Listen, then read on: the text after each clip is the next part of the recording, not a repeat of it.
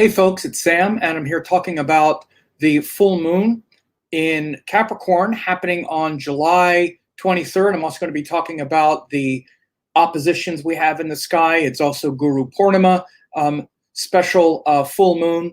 So we have a big update today, so check this out.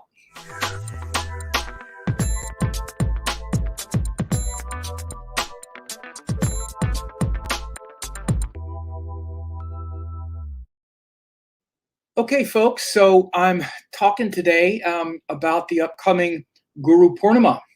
We have, and the upcoming full moon. It's happening on July 23rd. Here you can see it's in Capricorn. It's also what's called Guru Purnima, which is the full moon of the guru, of the teacher. And so it's a great time to really honor your teachers and your gurus, those who have sacrificed for your knowledge and well-being and benefit. I'll be talking about my guru Amma here today, and as well as offering gratitude to the teachings that have passed through me and that I'm able to pass on. But I'm also going to be talking about a lot of these oppositions that are in the sky right now. We have Saturn opposite the Sun. Again, full moons in themselves bring up a certain opposition energy, and so these things are big. Again, we have Mars, Venus opposite Jupiter right now as well. So there's a lot of things going on right now that refer to these opposite energies. But in addition, I also want to let you know about this upcoming course that I'm doing that's called Shadows, Blind Spots, and Confusion, which really is going to talk about things that are related to oppositions and things that sort of pull us in different directions. We have a lot of these blind spots in our life, and right now we're experiencing quite a bit of it. It's one of the reasons why this class really came to me right now, to want to teach it, is because of these like opposition aspects really bring out a certain blindness. We have a lot of confusing blind spots. Each of the 12 zodiac signs have a very intense blind spot. And again, so in this class, in this course that I'm teaching, it'll be live on August 7th and 8th. I'm going to be talking about many of these things. For example, the deepest and most confusing blind spots for each of the 12 zodiac signs, planetary oppositions and how they reveal the light and shadow from each other, which means Mars, Venus are opposite, Jupiter, Mercury are opposite, Sun and Moon are opposite of Saturn. Relationship entanglements, opposition aspects. So, for example, when planets are opposite each other in a chart, they bring about these blind spots and these, polarities. So I'm going to really get down into that. Also, the dignities of planets, nodal axis, all kinds of things that really dramatize and illustrate the inner polarities and blind spots, projections, all that stuff that we hear a lot about now. You can really see it astrologically. It really comes out. So I'm just going to take a weekend and really talk about that, because every reading, comes down to that in one way or another. I also have some great guest faculty, Alex Clayman and Dr. Malini Iyer. Oops, I have Malini, Dr. Iyer, Dr. Malini Iyer. I have to fix that. They're going to be assisting, and you also get 2 bonus courses that they each taught. One that Malini taught on relationships, and one that Alex taught on the lunar nodes, because these are all very important in untangling the oppositions and the blind spots and the confusion that we get, especially as we interact with others and things like that. So really check that out. I put the link in the box. And again, this is very important now, because just look at the chart here that we're talking about. Look, all these oppositions. And again, we have Saturn join the moon, which Saturn and the moon are sort of opposite each other. And Saturn is opposite the sun. And Saturn and the sun are actually opposite energies. And I say they're opposite because they rule opposite signs and they have an opposite energy. Mars, Venus are actually opposite each other and they're joined. So again, there's a difference between when planets are opposing and when they're joined. So all of these are very important things to understand. And a lot of your blind spots and whatnot are revealed when you dive into the into these astrological principles. In fact, even just every astrology sign, like if you're a Capricorn, then a lot of your blind spots revolve around the sign of Cancer, right? If you're a Cancer, a lot of your blind spots revolve around the sign of Capricorn. If you're Pisces, a lot of your blind spots revolve around the sign of Virgo. It's just something you don't really see very well. You don't naturally do, or again, and when I say blind spot, it's kind of like an unconscious sort of projection as well. All of this stuff that we hear about now, that we talk about now, can be understood in great detail with astrology, of course, because it's all of the archetypes. And as much as we hear about things like projection and all of these sorts of things, astrology is just rich with all of that nuance in great detail. So again, it's important to talk about it now and to understand it now as well, because we're even in a cycle now. The whole reason for this, even for this update, is that we have a full moon. And of course, full moons are very much where oppositions are brought into contrast, because we have, an opposition in the sky, and the opposition itself is shown by the full moon. And again, so that full moon winds up bringing it winds up bringing out a contrast and bringing out a opposition. And in this case, it's the sun in Cancer opposite the moon in Capricorn. And this moon in Capricorn has joined Saturn, which further polarizes. Another key word for all of these themes that I'm talking about is polarizing. We feel pulled in different directions. And so as we feel polarized, we tend to project. And as we project, it's often something that's unconscious or something that's not very integrated. It's like, and again, that's what the blind spot is. So right now, again, the sun has been going through Cancer, where it's trying to reveal a deeper emotional, psychological connection and intuitive connection. And then we have the full moon in Capricorn that's coming up. Right now, as I record this, the moon is in Sagittarius, but the full moon is going to be in Capricorn, which is then reflecting back that need to harmonize the polarity, right? And so this is really the thing that we need to do as it relates to these blind spots and polarities and things that I'm talking about, is we need to harmonize and bring those things together. And again, instead of this false notion, and we have a false notion that, well, these tend to balance each other out. We love to say that things balance each other out. Doesn't it balance it out? Like if you have Mars joined Venus, doesn't it balance it out? Or again, it balances it out, kind of like a tug of war balances things out, right? Is a tug of war really balanced? Well, there's some kind of balance in the middle because they're pulling, but if you're one end or the other, there's just feels like a tug of war going on. And so this is kind of what happens with full moons, is they sort of are these energies that are tugging on each other. So the sun wanting to be empowered and invigorated through the sign of Cancer, which is to be sensitive, which is to be connected to the heart, which is to feel our home and comfort zone, and those things that are familiar, those things that are, again, emotionally intuitive and integrated, where we want our boundaries, where boundaries kind of dissolve, where we want everything to feel whole. And feeling is the important thing with Cancer, that feeling and that wholeness in the heart. Opposite that is going to be the full moon in Capricorn. Now, again, Capricorn is ruled by Saturn, where it's something entirely different. In fact, it's opposite, which are boundaries, which is everything is not flowing. Everything's not flowing. Everything is distinct.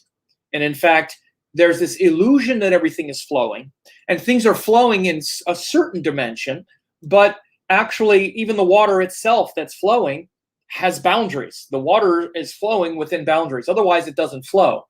It flows because there's something containing it, right? And the container is the earth. That's like the Capricorn part. And the flowing is the water. So again, you can say again, the sort of tug of war and the sort of blind spot and the sort of polarity would be because we often have a choice. And again, when we're looking at a natal chart, a birth chart, for example, we'll have one planet in one sign, one in the other, and it feels like, no, this is here and this is here, and they're very distinct things. You know, the water flowing is completely different than the banks that are supporting it. One is flowing, one is stationary. They have nothing to do with each other. How can we be both solid and stable and flowing? It's impossible, right? But again, as you hear me explain it, though, there's always a complementary relationship, because without boundaries, nothing can flow. You know, then it's just a flood that just kind of goes everywhere, and we sort of lose the identity in the flow. Now, again, this is the thing with the sign of Cancer, is Cancer wants to flow kind of in all directions, but then Cancer also winds up getting their feelings hurt very easily. It's where we're very sensitive, and it's very easy to think that we just want to flow and feel everything. But what typically happens, and what always happens actually with Cancer, is like if someone has a Cancer ascendant or a lot of planets in Cancer, or the Cancer nature in general, is that things flow and flow and flow, and it feels good when they flow in the direction we want, and then it feels bad when it doesn't. So Cancer winds up, one of the big issues of a Cancer person is to integrate boundaries. Again, because that's the thing that's like the blind spot is, but how do I flow and have boundaries? How do I do it? I want to flow, but a boundary feels like it's stopping flow. So again, this is the whole thing we're talking about, and this contrast will come into play here with this full moon. In this example, one of the ways to look at it is that you can look at it with Cancer Capricorn, rather than having it be, you know, often with Cancer, the flow, it feels like a dam. The flow doesn't have to be a dam. You know, bringing in boundaries doesn't mean you have to put up a dam. You don't have to stop the flow. You just need to contain it. Containment, so that the flow is in the direction that the flow is supposed to be. So it's not just a flood that's sort of chaotically dispersing everywhere. Because that's what water can do. If it doesn't have a good container, it can just flow all over the place and just kill everything, actually, like a tidal wave that just flows over everything. But when it's properly contained, then it's like a channel. It's like the river. It's, you know, the way that I've heard it described before. I heard yoga described this way, which was beautiful. It's like the river of love, that it's like the river of joy that flows into the ocean of love. Isn't that beautiful? So having your emotions be like a river that flows into the ocean of love. So rather than having emotions going all over the place, because again, Cancer is emotional, the emotions need to be contained so that they're flowing toward devotion. And again, the structure and the boundaries, like the Capricorn influence on Cancer, isn't a dam. It shouldn't be a dam that stops the flow. It's like the banks of a river that just contain it so that it's flowing in the direction you want, so that it's a channel, right? Just like if we want to bring, just like when we do irrigation and we plant crops and whatnot, we can divert part of the river toward our cropland. And the only thing we need to do is dig a tunnel, is to just dig a little ditch, you know, dig a, whatever you call it. I'm not thinking of it, but, you know, dig a channel from the river to our crops, right? You know, to our crop field. And then it'll just flow into where we want it to go. So this is a very rich metaphor right now, what I'm describing right now, because the sun is in Cancer, and we just had a lot of Cancer energy. Mars and Venus just went through Cancer as well. And so Mars and Venus going through Cancer, you know, conjure up a lot of emotion. And again, Mars just left Cancer a couple days ago, and then the sun came in. So there's a lot of this sort of devotional space right now where we really want things to be more devotional, but instead we're just emotional, and the emotions are going everywhere, and there's no channel. So again, the opposite, and what's often the blind spot, the unintegrated part for Cancer is often taking that natural emotional state, and rather than having it just be a flood that's just flooding like a tidal wave that comes and blows everything apart, think of a tidal wave and how it kills everything, and it can just kind of overwhelm. Instead, it's this contained flow, and it flows straight to the source of the emotions, which is devotion in the heart.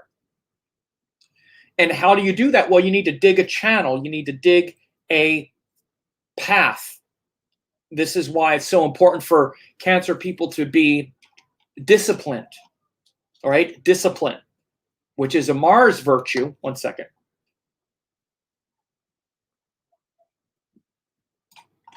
It's kind of hot here. So when Cancer people are disciplined, which is Mars, they really like that Mars energy, right? They can use that Mars energy in a very creative way. Then that discipline creates a structure, and then their boundaries become much more easy to navigate, and it doesn't feel like they're cutting themselves off from people. And they learn to be have more discrimination about how they channel their emotions, because eventually a Cancer will learn that, hey, these emotions and these feelings and this devotion is really powerful to heal myself, to heal others, and I can't just let it fly all over the place. It's not just about how I feel in the moment.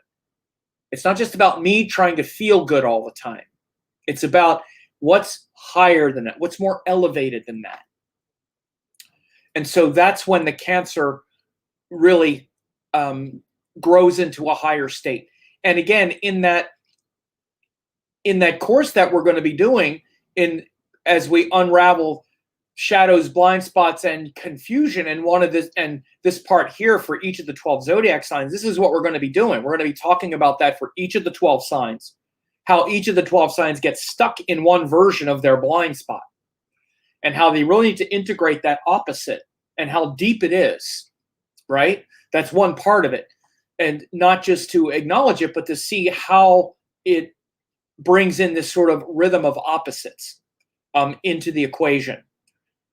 So this full moon that we have is really bringing up that. We're feeling that push and pull, and we're going to feel it in the next couple days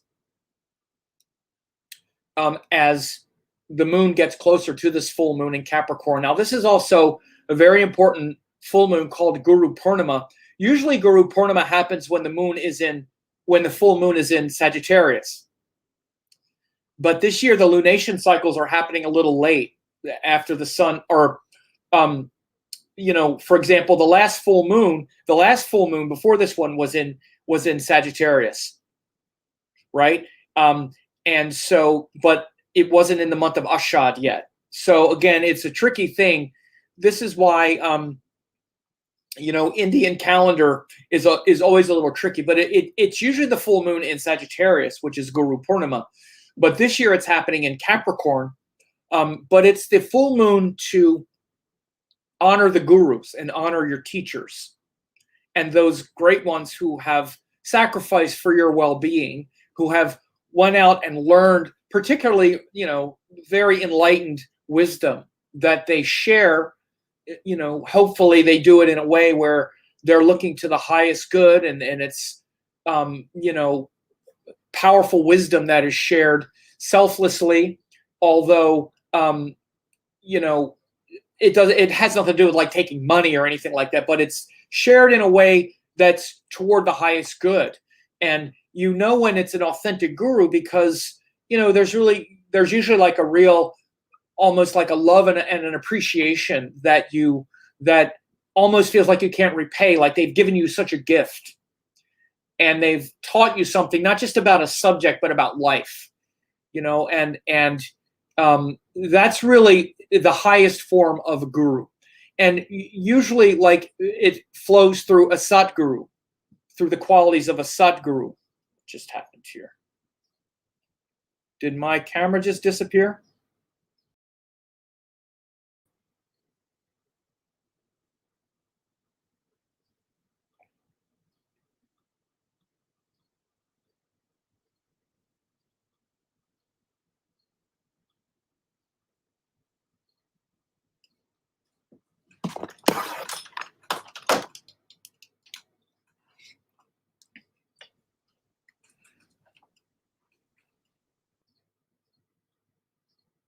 Well, that was weird. So my camera just went away, so now it's back. All right, so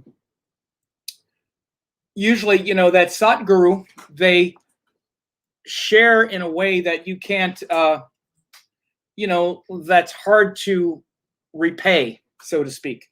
And this, this type of high teaching is something that's rare in life. And I'm glad that I've met my Satguru, the spiritual teacher Amma, the spiritual leader Amma, who has really changed my life.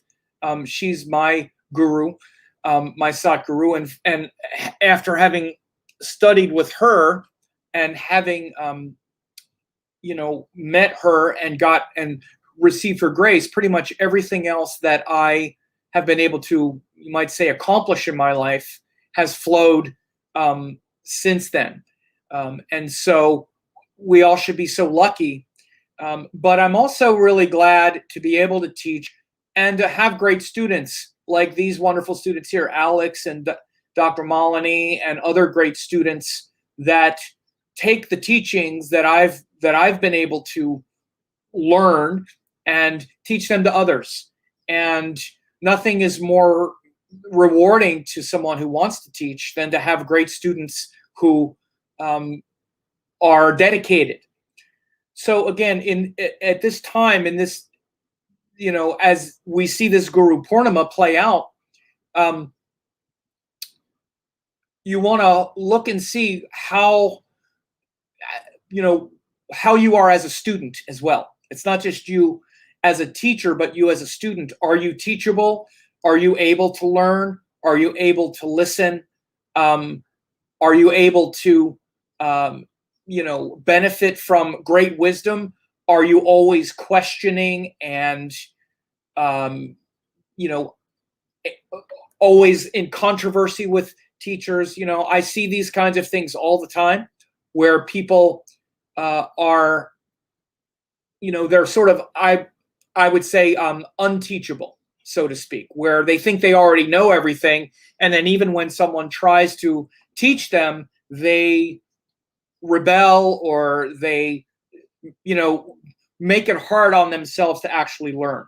So this is a great time to really celebrate your teachers, celebrate the fact that we have great spiritual wisdom available to us that we can learn, and that there are those who have sacrificed their whole life in order to teach it to us.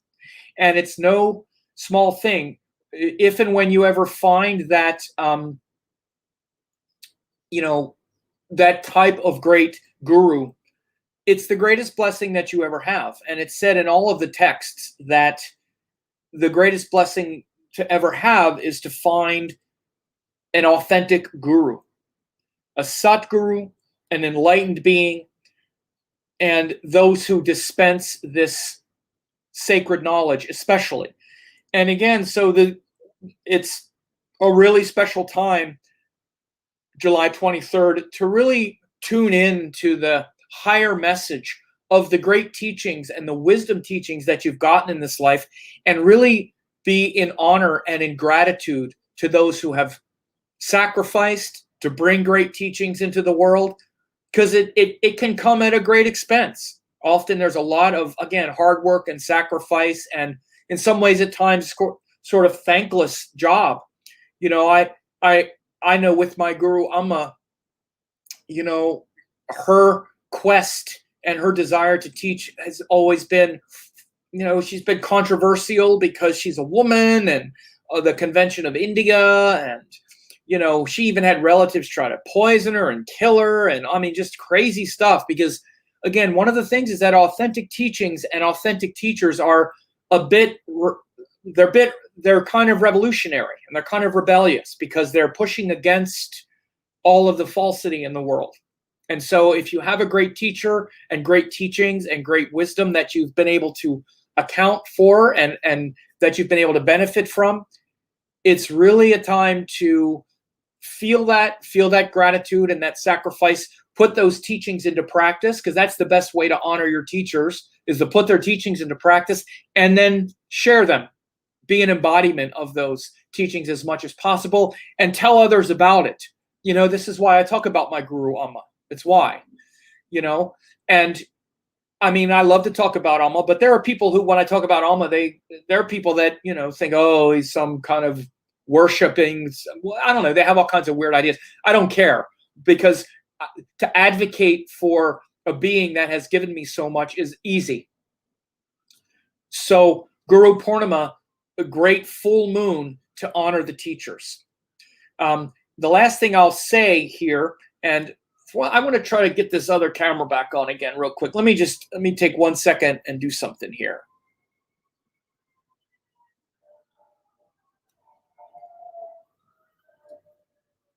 There it is. Okay. There it is. Sorry. It's a little weird. It's another camera that has a really good picture, but I forgot that one thing happens that I didn't do. Anyway, so this nakshatra of this full moon is Uttara Ashada. So Uttara Ashada Nakshatra is also really powerful. It means guaranteed victory, guaranteed later victory, right? And those later victories are guaranteed through the qualities of all of these divine principles, and all the divine principles that the great gurus bring to us, like honoring time and passion and desire. We need to find the things that we love and do it and work hard at it, right? We need to, honor, karma or time, like not waste time. Don't waste time. Don't be arrogant, be humble.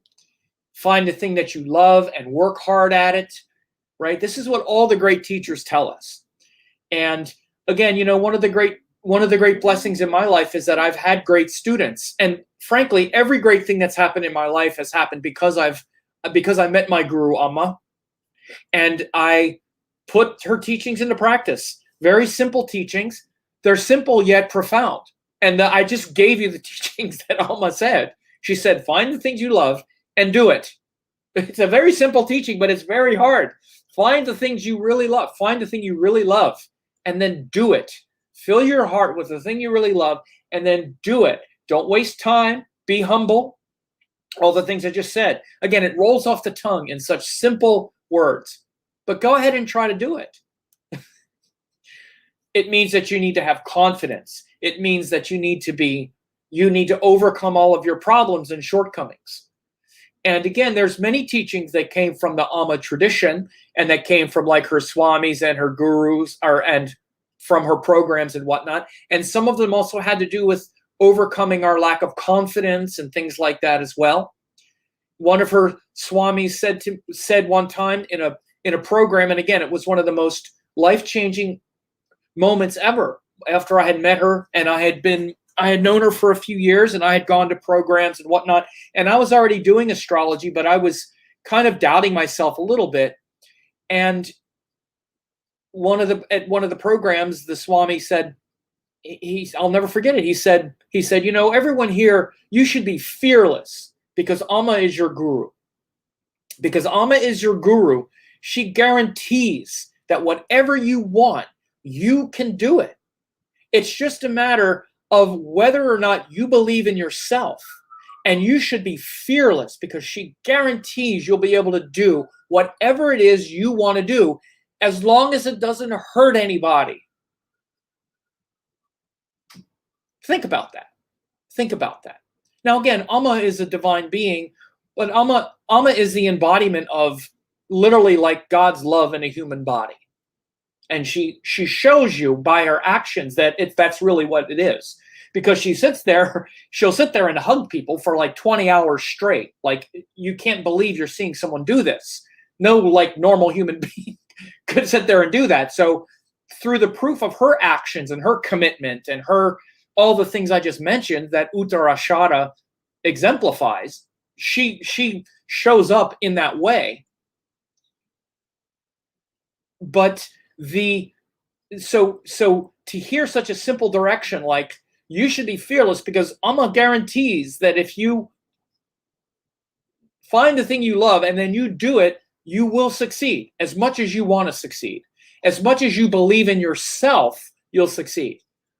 And that's always been the thing. As much as you really want it, and it's authentically what you love. Again, that's why those qualities of Uttara Ashada, one of them is kama, or desire. It needs to be what you really love. It's okay to have desire. We all have desire. But what are we desiring? Are we desiring something just because it's going to make us a lot of money, or make us look good, or make us feel good in the moment? Well, we can have that too. And by the way, a great guru will give you that too. Go ahead, be happy. And this happens because they know that you'll then exhaust your desire there. It was happy, and then it wasn't all that. It wasn't all that after all. And then you start looking for something that's more eternal. But if you find the thing that you really love, and then you do it with commitment and dedication and humility and service and confidence and all of that stuff, you will succeed. Guaranteed. That's Uttara Ashada. Your victory is guaranteed if it's in alignment with these principles. Karma, kala, kama, dharma. These divine principles, the Vishwadevas, the universal gods, or the universal forces, as long as, if you're in alignment with those things, you can have anything you want, because that's what's making everything happen, whether you know it or not. That's what makes everything happen. And this is what astrology is. It's, again, whether we know it or not, which most people don't, that's what's making everything happen. Everything is dharma, kama, kala. Right? That's what's making everything happen. It's just a matter of whether we know that's what it is or not. So again, when you find a great Satguru, or someone who teaches, who can teach you these things where you get it, you're like, oh, I get it. That's actually true. Then it's the greatest gift. And I remember when I got that message at one of the retreats after I had known Amma for a while, and I had been doing astrology for a couple years, and I was successful. I was already making a living at it. But again, I wasn't sure about the next step, especially about, should I teach, or should I do this, or whatever? Like, what's going to happen? I mean, I knew I was going to keep doing it, but again, what it was really was a bit of confidence. It was ego. And by the way, this is ego. Ego isn't someone just saying, oh, I'm the greatest thing ever. Ego usually shows up as a lack of confidence. That's usually how the ego shows up. A lack of confidence is just as egotistical as a big ego that is overconfident. In fact, it's usually the lack of confident ego that stops us, because we're like, well, I don't know. Well, it could be this, and then we get into all of this. We try to outthink everything. Well, but that's not sensible, and again, I was living in San Francisco trying to be a Vedic astrologer, which is not a good career choice. I had no reason to think that was a smart thing to do, to make money or whatever it might be. But that's not the point. It was, you should be fearless, because anything you want, as long as it doesn't hurt anybody, Amma guarantees it'll happen. And again, Amma is this Satguru, this divine being, but she's really just emulating the power of the universe, Shakti. She's an embodiment of Shakti, or the power, the real power. And it's the power to capture Maya, the illusion, the power of illusion that we're all under, and capture it and channel it. Just like this channel I was talking about earlier, channeling all of that emotion that just runs wild into a focused channel. Capturing and working with that Shakti, that power. Shakti is the power of the universe that creates everything. Kundalini Shakti, that power, and the thing that captures it, first it must flow from love and from desire and beauty and all of that stuff that we love. We don't have to, spirituality isn't some contest about who's more tough and who can suffer the most. No, it's about the celebration, participating in that beauty and that love and that joy. But taking it away from the ego and giving it to that most elevated being and that most elevated state within. And this is what a great Satguru can show you. that you don't have, we're not here to suffer. We're not here to be, to feel pain all the time. I mean, we have to be disciplined, but even discipline, a little bit of discipline doesn't have to be that much. Like we can still have a piece of candy. We just don't have to eat the whole bag. Right? We can still, have some fun. We just also have to get to work. And we don't have to sit there, we don't have to sleep on a bed of nails either. We can do, enough discipline, enough yoga and all of that, and to really concentrate the mind, to really do it. And then we can participate. So again, these are big themes right now because of the sun in Cancer, this moon and Saturn in Capricorn. This is a lot of what that axis is about. And again, we also see those big oppositions, but we also have Mars, Venus now in Leo. And again, that could be bringing some intensity around our relationships and our combativeness. Again, you want to be aware of that, especially because Jupiter is also aspecting pretty close. Venus just passed the Jupiter aspect. So again, with Jupiter aspecting, it can tend to bring this kind of righteousness. It can be a kind of self-righteous judgmentalism that we need to be careful of. But it also brings these high standards and, again, a connection to these higher teachings that's very important. And so, again, but we're seeing these oppositions now. It's not just a Cancer-Capricorn opposition. It's a Leo-Aquarius opposition, where Leo is the king. It could even be like the power of the central government and that kind of thing.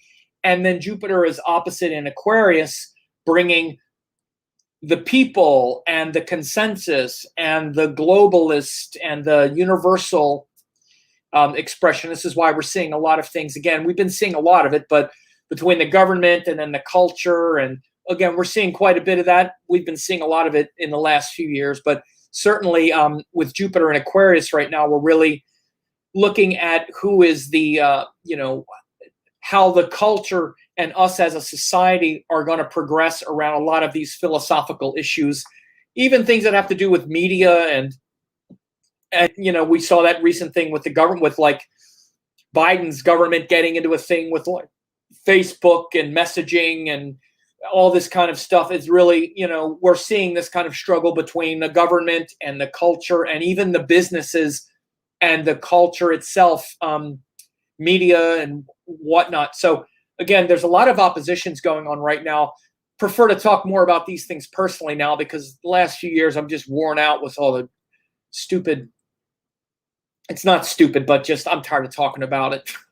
But on a more personal level, this Mars, Venus, and Leo is definitely helping us to clarify our boundaries again, because Mars, Venus are opposites in Leo. As I talked about last month, and even in just a few weeks ago, as Mars and Venus both go into Leo, Mars especially is going to be much more self-assertive, self-willed, because Mars has been pretty weak for the last several months. So right now and through August, Mars is ready to sort of kick ass and take names. So we need to be careful of that Mars fury that could be coming out. And I just did an update on August that you want to look for. But Mars-Venus conjunction can actually make for a lot of passion and a lot of connection in that regard.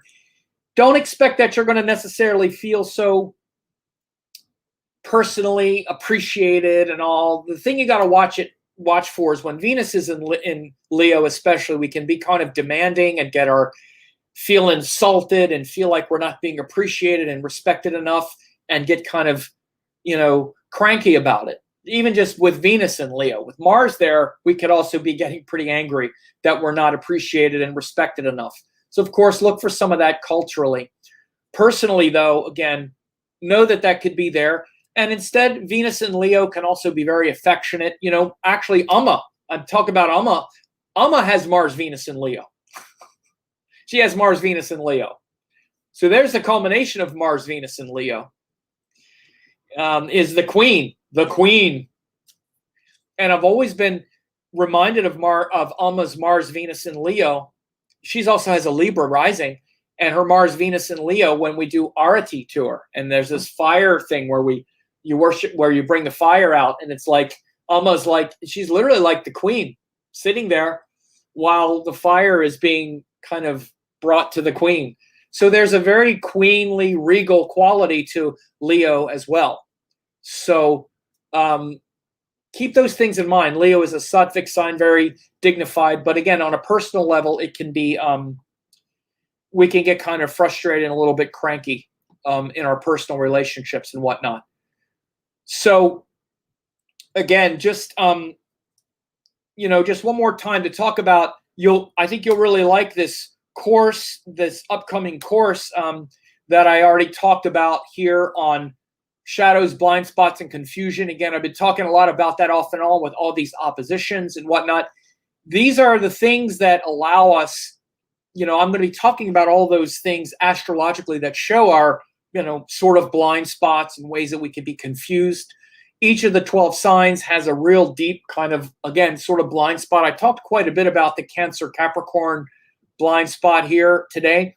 But there are others, the dignities of planets can definitely show when planets have poor dignity. There could be a lot of, difficulty fighting through that sort of lower vibration. Opposition aspects, like I said, the nodal axis built in where there's going to be this opposition. And again, a kind of blindness and an extreme, a sort of polarizing.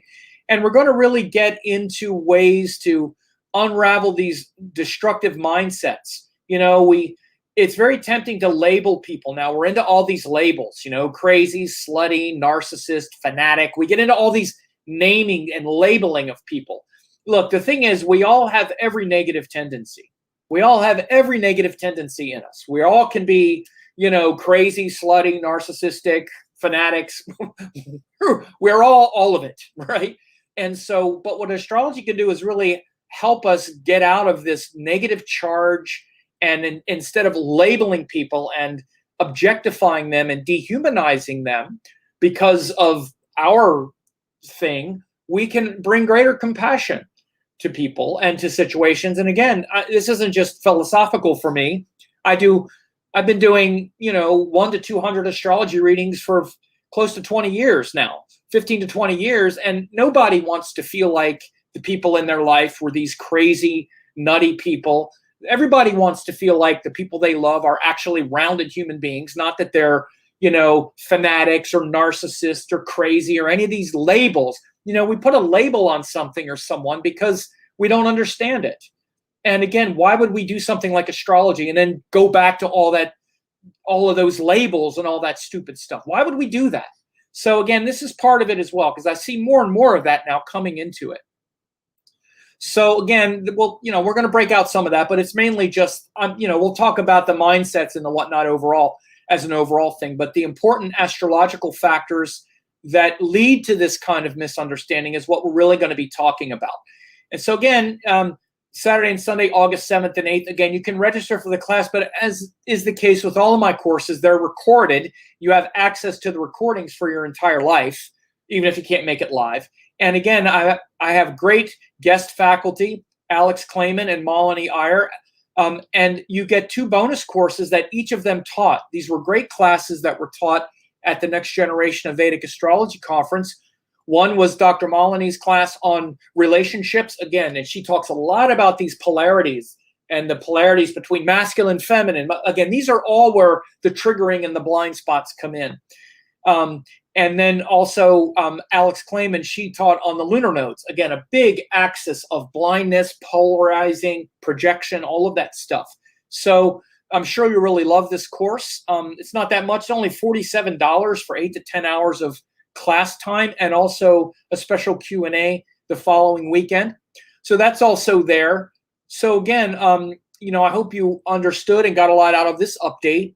Guru Purnima, this full moon of the Guru on July 23rd, a great time to really thank your teachers, put their teachings into practice, be humbled and be grateful, and really allow yourself to be changed by these fantastic and amazing teachings that we've all been blessed to imbibe in this lifetime.